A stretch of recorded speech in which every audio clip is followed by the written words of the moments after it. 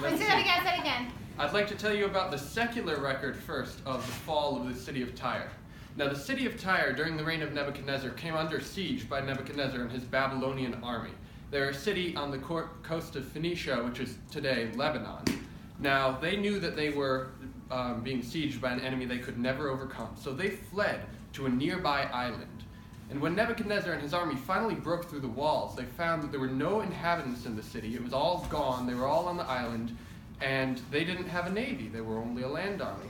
So they ransacked the city, tore it apart. They were furious, but there was nothing they could do, and they left. So 4 centuries went on about, and the island of Tyre began to flourish again. It seemed as though they had overcome their difficulties. And then Alexander the Great came to the coast of Phoenicia, and he saw the ruins of the city of Tyre, and he wanted to take them, but he, like Nebuchadnezzar, only had a land army, no navy.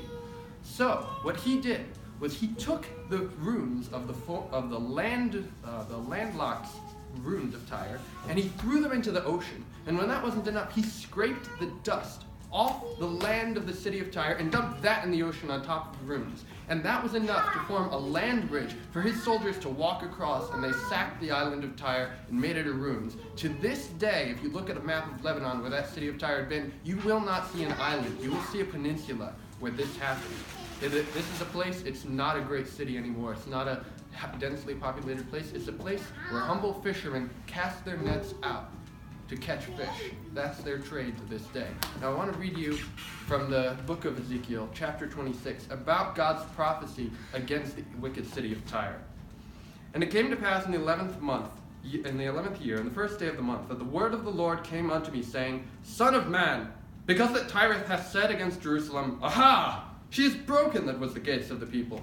She is turned unto me. I shall be replenished. Now she is laid waste. Therefore thus saith the Lord God, Behold, I am against thee, O Tyrus, and will cause, not one, many nations to come up against thee, as the sea causeth his waves to come up. And they shall destroy the walls of Tyrus, and break down her towers. I will also scrape her dust from her, and make her like the top of a rock.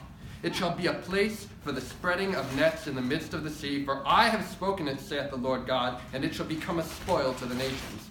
This destruction of the city of Tyre was prophesied before Nebuchadnezzar had completed his siege of the city. Before Alexander the Great was a twinkle in his grandfather's eye, wow. God predicted and told the city of Tyre for their rebellion and for their scorn to his people that they would be destroyed and they would have the dust scraping off of them like the top of a rock. Woo!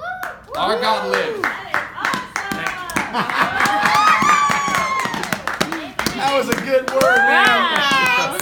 City, and we just found this child. How did you learn that? None of us were expecting that, Zach. I wasn't expecting it.